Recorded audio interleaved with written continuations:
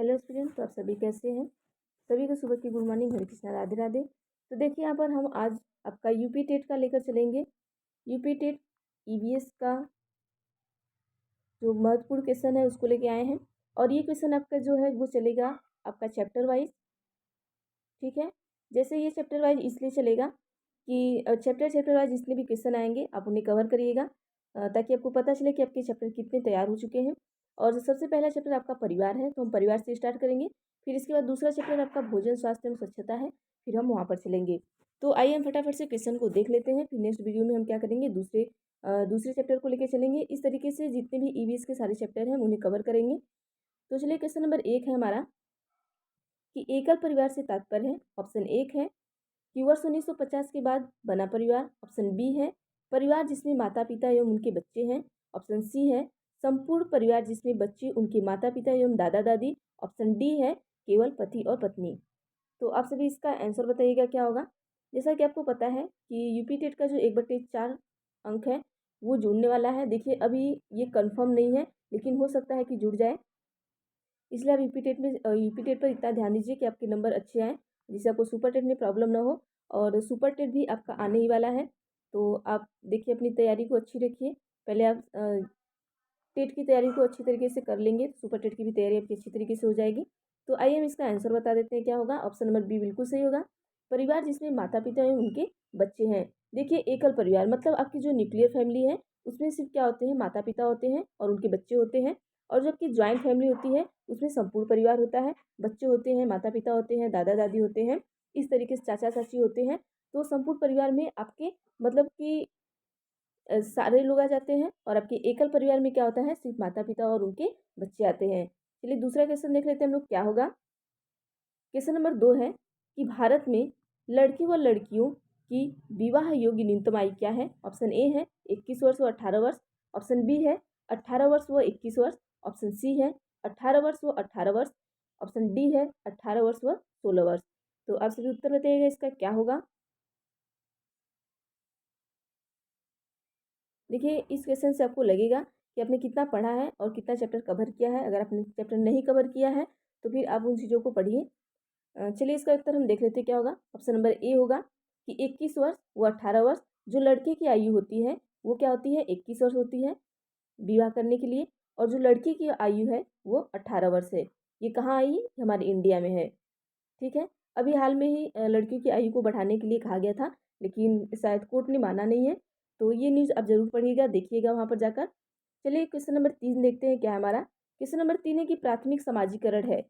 तो प्राथमिक समाजीकरण क्या है। ऑप्शन ए है शुरुआती उम्र में परिवार एवं मित्रों से सीखना। ऑप्शन बी है किशोरावस्था में समाज से सीखना। ऑप्शन सी है प्राथमिक स्तर पर समाज से सीखना। ऑप्शन डी है शिक्षकों का अनुसरण करना। देखिए क्या पूछा आपका, प्राथमिक समाजीकरण। तो आप सभी उत्तर बताइएगा, उसके बाद हम इसे समझाते हैं आप सभी को।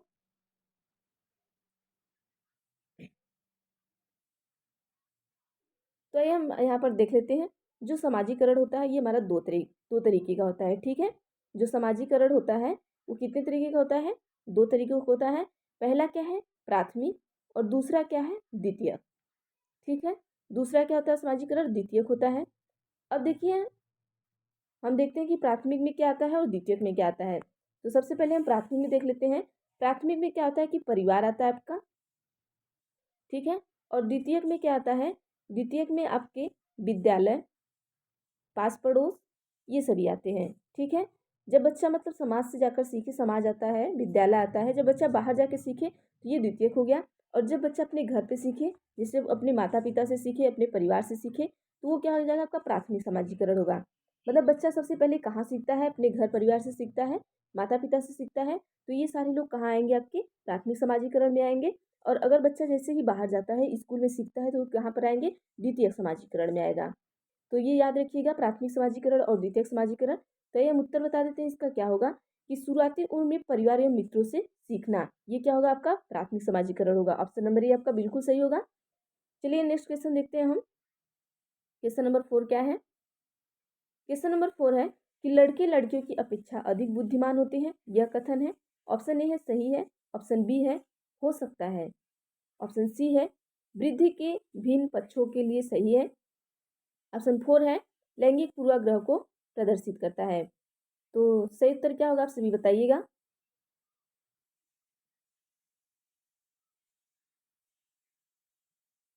आइए हम देख लेते हैं इसका सही उत्तर क्या होगा। तो देखिए, अगर हम लड़के और लड़कियों में अंतर स्पष्ट करते हैं, अंतर अगर हम करते हैं, तो यहाँ पर क्या होगा कि हम लैंगिक पूर्वाग्रह को प्रदर्शित करते हैं। जैसे लैंगिक पूर्वाग्रह का मतलब है कि लड़कियां अच्छा कर सकती है। देखिए, किसी एक को हम बहुत ज़्यादा किसी एक को वरीयता दे सबसे ज़्यादा, तो जैसे लड़की को वरीयता दे रहे हैं या लड़के को दे रहे हैं, तो वहाँ पे क्या करेंगे, पूर्वाग्रह प्रदर्शित करेंगे। तो हमें कभी भी पूर्वाग्रह प्रदर्शित नहीं करना है। हमेशा लड़के और लड़कियों को क्या करना है, समान समझना है। दोनों में किसी को अंतर नहीं समझना है। ऐसा नहीं कि हम लड़की को बहुत ज़्यादा वरीयता दे दे, लड़के को ना दे, और ऐसा नहीं है कि हम लड़के को दे दे और लड़की को ना दे। तो यहाँ पर देखिए, यहाँ पर वरीयता किसको ज़्यादा दी जा रही है कि लड़के लड़कियों की अपेक्षा क्या होते हैं, अधिक बुद्धिमान होते हैं। तो यहाँ पर लड़की को ज़्यादा दी जा रही है, इसका मतलब आप लैंगिक पूर्वाग्रह को दर्शा रहे हैं यहाँ पर। आइए अगला क्वेश्चन देख लेते हैं हम, क्या हमारा क्वेश्चन नंबर 5 है। क्वेश्चन नंबर 5 है कि शारदा एक्ट का संबंध निम्न में से किससे है। तो ऑप्शन ए है बाल विवाह से है, ऑप्शन बी है दहेज प्रथा से है, ऑप्शन सी है बाल श्रम से है, ऑप्शन डी है अनिवार्य शिक्षा से है। तो ये आपका शारदा एक्ट जो है, ये जब आया था तो एक किन चीज़ों को लेकर आया था, ये चीज़ आपको बताना है। तो चलिए हम देख लेते हैं यहाँ पर आंसर क्या होगा। तो यहाँ पर हमारा जो आंसर है वो ऑप्शन नंबर ए बिल्कुल सही होगा, बाल विवाह होगा। जो हमारा शारदा एक्ट है वो बाल विवाह से संबंधित है कि बाल विवाह को क्या किया जाए, रोका जाए। बाल विवाह पे इन्होंने क्या किया था, रोक लगाने की कोशिश की थी। तो चलिए अगला क्वेश्चन देख लेते हैं। क्वेश्चन नंबर 6 है कि बच्चे का पहला सामाजिक, सॉरी एक सेकंड में इसको छोटा कर देती हूँ, आप सभी देखिएगा ताकि आपको चारों ऑप्शन दिखे। क्वेश्चन नंबर 6 है कि बच्चे को सामाजिकरण का पहला पाठ कहाँ से प्राप्त होता है। अभी हमने आपको सामाजिकरण के बारे में बताया है। तो चलिए देखते हैं। ऑप्शन नंबर ए है परिवार से, ऑप्शन नंबर बी है विद्यालय से, ऑप्शन नंबर सी है सांस्कृतिक केंद्र से, ऑप्शन नंबर डी है धार्मिक केंद्र से। तो आप सभी आंसर बताइएगा। अभी मैंने इसके बारे में बताया आप सभी को। देखिए, आप सभी क्वेश्चन किया करिए, तो आप कॉपी और पेन लेकर बैठा करिए और आंसर खुद से पहले दिया करिए ए बी सी करके। उसके बाद जब मैं आंसर बताऊं तो आप मिलाया करिए और देखा करिए कि आपके आंसर कितने सही हैं और कितने गलत हैं, ताकि आपको पता चले कि आप इस चैप्टर से कितना क्वेश्चन कर पा रहे हैं। तो चलिए हम देख लेते हैं हमारा ऑप्शन नंबर कौन सा सही होगा। तो ऑप्शन नंबर ए बिल्कुल सही होगा, परिवार। तो हम आपको बताएं कि सामाजिकरण का पहला पाठ, मतलब जो बच्चा प्राथमिक सामाजिकरण सीखता है वो परिवार से सीखता है, अपने माता पिता से सीखता है। और हमारा विद्यालय क्या हो जाएगा, द्वितीयक समाजीकरण हो जाएगा। और सी और डी ऑप्शन भी हमारा द्वितीयक समाजीकरण हो जाएगा। आइए अगला क्वेश्चन देखते हैं क्या है। क्वेश्चन नंबर 7 है कि सामाजिक बुराइयों का उदाहरण है।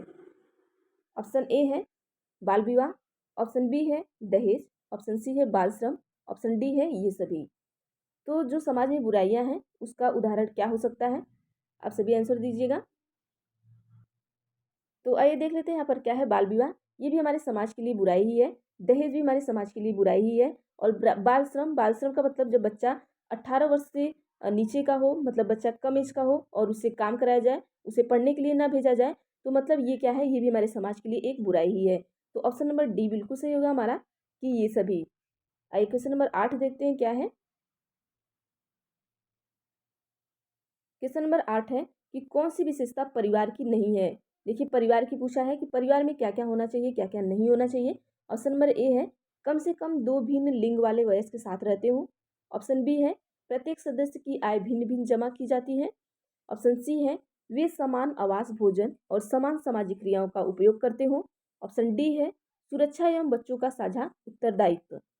तो आप सभी बताइएगा कि इसमें से उत्तर कौन सही होगा। तो आइए हम देख लेते हैं। देखिए, कम से कम 2 भिन्न लिंग वाले हो तो ये सही है, ये परिवार में होना ज़रूरी है। क्योंकि 2 भिन्न लिंग वाले ना हो तो वो परिवार नहीं होगा, क्योंकि वो परिवार आगे नहीं बढ़ेगा। सी देख लेते हुए समान आवास, मतलब सबके लिए एक समान आवास हो, एक समान भोजन हो। मतलब जैसे परिवार का एक सदस्य खाता हो वैसे दूसरा भी खाता हो। ऐसा नहीं है कि परिवार का एक सदस्य अच्छा खा रहा है और एक सदस्य क्या कर रहा है, भूखा सो रहा है। ऐसा नहीं होना चाहिए। सामाजिक क्रियाओं का उपयोग करते हो, मतलब उनके मतलब समान सामाजिक क्रियाओं का मतलब जितनी भी क्रियाएं हैं वो समान तरीके से उपयोग करते हो। ऐसा नहीं कि कोई साइकिल से चल रहा है तो कोई 4 व्हीलर लेकर चल रहा है, तो ये परिवार नहीं है।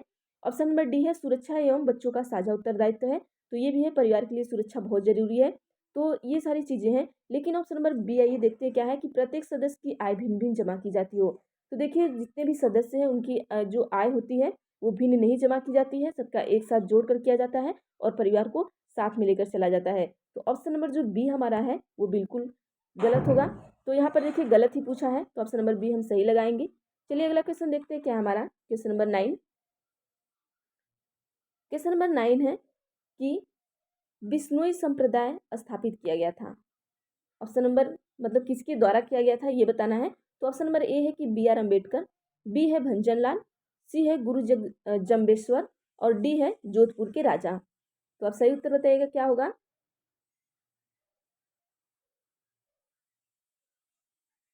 तो चलिए हम यहाँ पर देखते हैं सही उत्तर हमारा क्या होगा। ऑप्शन नंबर सी होगा गुरु जम्बेश्वर। आइए अगला क्वेश्चन देखते हैं क्या है हमारा। चलिए क्वेश्चन नंबर 10 है कि कितने प्रकार के परिवार होते हैं। ऑप्शन ए है 1, ऑप्शन बी है 2, ऑप्शन सी है 3, ऑप्शन डी है 4। तो सभी बताइएगा परिवार कितने प्रकार के होते हैं। तो आइए हम देख लेते हैं यहाँ पर परिवार कितने प्रकार के होते हैं। तो परिवार आपके 2 प्रकार के होते हैं, ऑप्शन नंबर बी बिल्कुल सही होगा। चलिए हम नेक्स्ट क्वेश्चन देखते हैं कि किसी परिवार को दर्शाया जाता है। ऑप्शन ए है पारिवारिक वृक्ष से, ऑप्शन बी है पारिवारिक सदस्यों से, ऑप्शन सी है पारिवारिक पाई चार्ट से, ऑप्शन डी है किसी से भी नहीं। तो देखिए कोई भी परिवार है, परिवार को कैसे दर्शाया जाता है। तो ऑप्शन नंबर ए बिल्कुल सही होगा कि पारिवारिक वृक्ष से दर्शाते हैं। चार्ट से इस तरह से नहीं दर्शाते हैं, एक पारिवारिक वृक्ष बनाया जाता है, उससे हम परिवार को दर्शाते हैं। आइए अगला क्वेश्चन देखते हैं क्या है हमारा। देखिए यहाँ पे कुछ क्वेश्चन है जो आपके रीजनिंग से संबंधित क्वेश्चन है, तो ये क्वेश्चन आप अपने से करिएगा, नहीं तो मैं बाद में बता दूंगी आपको। और चलिए हम नेक्स्ट अगला देखते हैं, क्योंकि ये क्वेश्चन बहुत ज़्यादा आता नहीं है, पूछा नहीं जाता है, तो इसको करने की बहुत ज़रूरत नहीं है। अगला क्वेश्चन है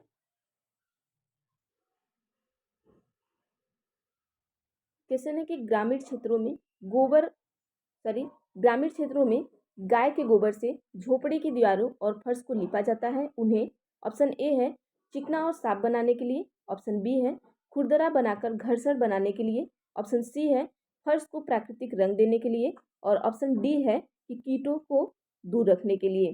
तो जो ग्रामीण क्षेत्र है वहाँ पे गाय की जो गोबर होती है उससे दीवार को और फर्श को, जो जमीन होती है उसको क्या करते हैं, लिपाई करते हैं। तो चलिए यहाँ पर हम देखते हैं हमारा ऑप्शन कौन सा सही होगा। यहाँ पर आपका ऑप्शन नंबर डी बिल्कुल सही होगा कि कीटों को दूर रखने के लिए क्या करते हैं कि ग्रामीण क्षेत्रों में गाय के गोबर से दीवारों और फर्श को लिपा जाता है। अगला क्वेश्चन देख लेते हैं क्या है हमारा। क्वेश्चन नंबर 6 है कि ग्रामीण क्षेत्र में मकानों के ढांचे वहाँ की जलवायु, मौसम की स्थिति से संबंधित होते हैं। एक गाँव के मकान के सामान नीचे दिए हैं। तो देखिए यहाँ पर क्या होता है